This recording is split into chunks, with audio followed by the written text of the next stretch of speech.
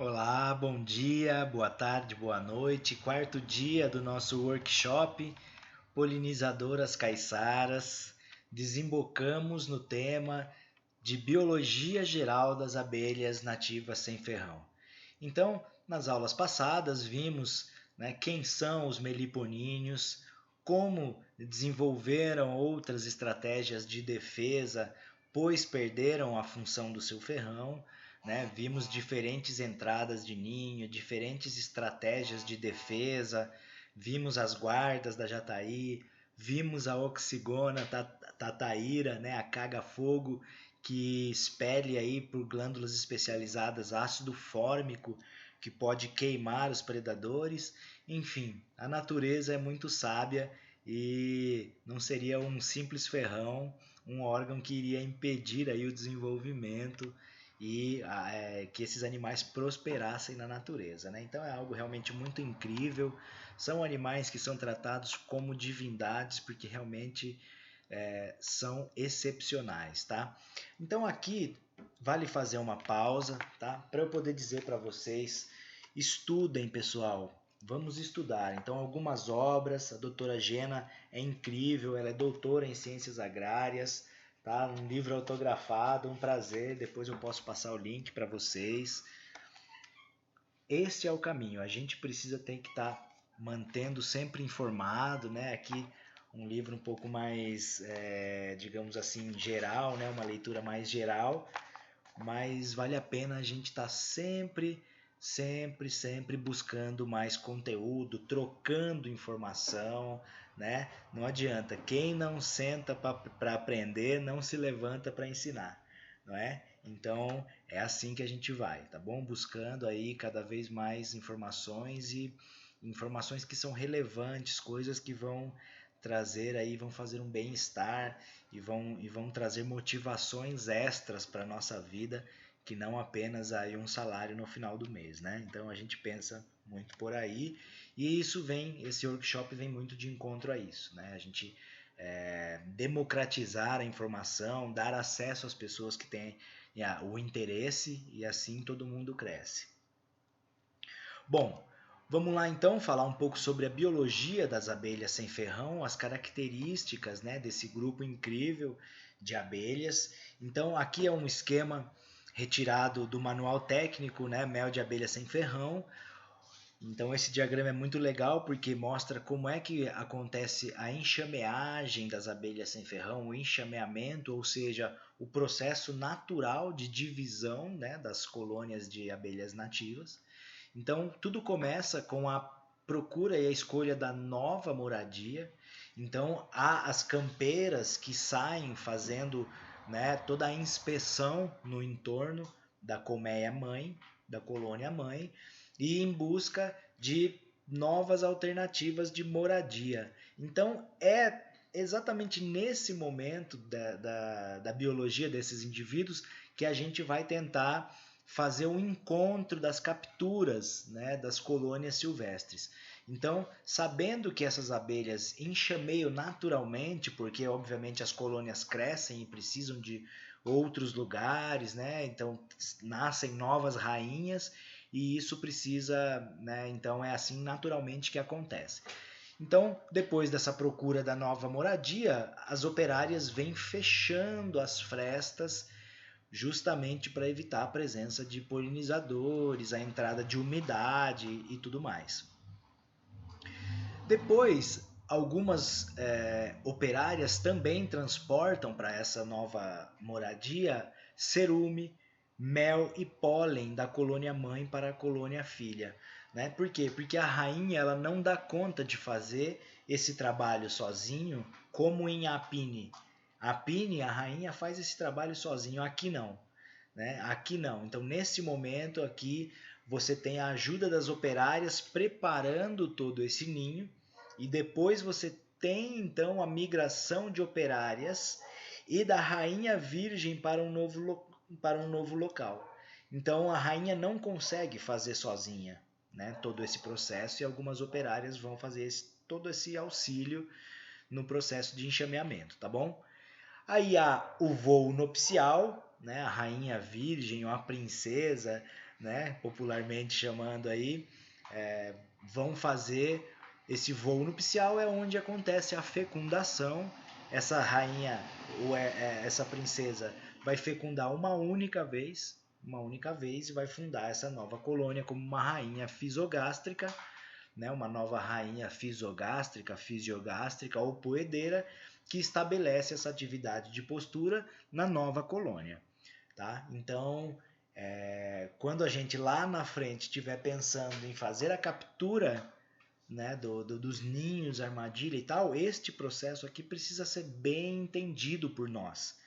Tá? Então veja que é um processo lento. Elas vão escolher primeiro o local, depois vão voltar para fechar as frestas, depois vão transportar alimento, então é demorado. Novamente aqui eu falo sobre a necessidade de termos paciência. Né? A gente está trabalhando com ciclos da natureza, sobre os quais a gente não tem controle.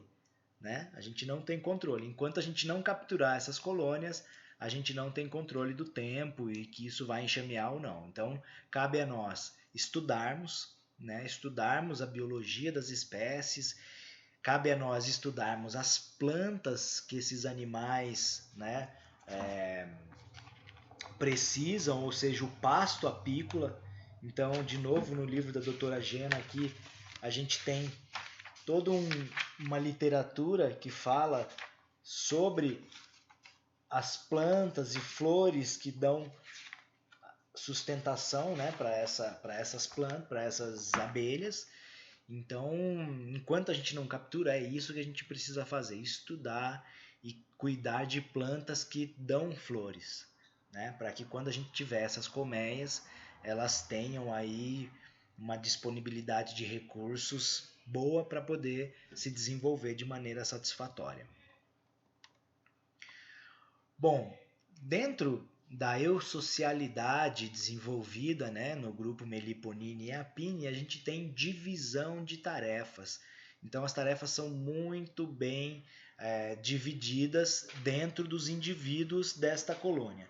Então, primeiro a gente tem as operárias, né? Nós temos as operárias, que são fêmeas, são todas fêmeas, são elas que fazem todo o transporte do pólen, todo o trabalho interno, desde o momento em que nascem, já tem atividades pré-estabelecidas, né? Acontece aqui que cada fase da sua vida ela tem uma função diferente, né? Ela nasce e aí já vai fazer, por exemplo, a manutenção das outras crias, a regulação ali dos potes, né? Das células de cria, enfim, de acordo com cada fase da abelha, né, que começa com atividades internas e a última fase vai ser o trabalho externo, né, primeiro ali como guarda e depois como campeiras, né, que vão estar fazendo aí o trabalho mais arriscado de todos e a última função a ser desempenhada, que é ser campeira, né, ser uma campeira, ir atrás de alimento, ir atrás de novos locais de moradias, de resinas. Então é a fase em que essa abelha operária se expõe, né, se expõe aí aos maiores riscos. Então por isso que ela faz esse trabalho na sua última fase de vida. Geralmente demoram aí 40 dias, né, em todo o seu desenvolvimento, entre 40 e 50 dias e mais 50 dias aí como adulto. Então, geralmente aí a gente pode considerar que desde a postura do ovo até a morte de uma abelha adulta, dura aí um ciclo de uns 100 dias, vai, em média, porque pode variar bastante. Então, além das operárias, então, que fazem todo esse trabalho, né, como a gente já viu na aula passada, as guardas em Jataí, por exemplo, são maiores porque estão ali no centro, né, recebem uma maior quantidade de alimento no centro. E também aqui vale a pena a gente falar sobre a origem das rainhas, né? Então, a origem das rainhas entrigoniformes, ou seja, naquelas abelhinhas que se parecem mosquito, elas acontecem pela quantidade de alimento. Já em melíponas, ou seja, naquelas abelhas de maior porte, a formação da rainha é por uma consequência genética, por uma determinação genética. Nascem aproximadamente um quarto de rainhas em Mandaçaia, por exemplo. Né? Um exemplo que a gente tem é esse, de aproximadamente um quarto são rainhas, aí isso é geneticamente estabelecido.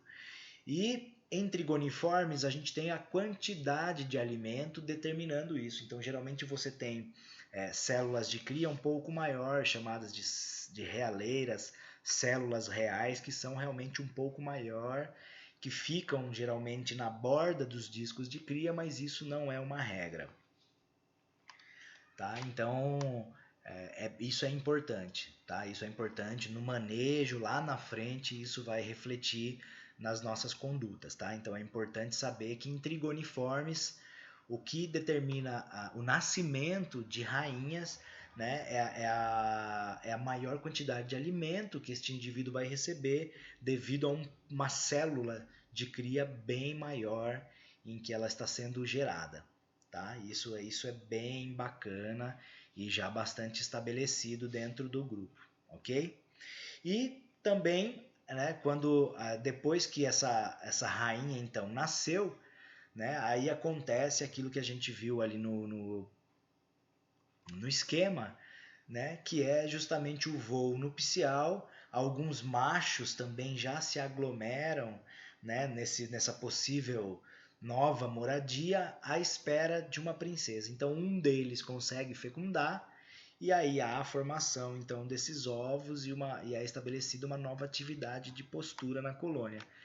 A rainha coordena todas as atividades na colônia por meio de substâncias químicas, de feromônios, né, liberados por ela e que como se hipnotizassem essas abelhas, que então vão trabalhar aí justamente com a rainha abrindo, né, então as células de cria, né, deixando ali as células de cria, enchendo as células de cria com alimento, né? Algumas operárias podem fazer a postura, né? São chamadas aí as rainhas obreiras, ou, né? Que vão fazer uma postura de um ovo trófico.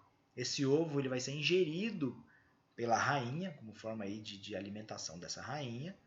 Né? A partir desses ovos também podem nascer machos. Né? Os machos aí nascem, na verdade, de ovos não fecundados. Tá?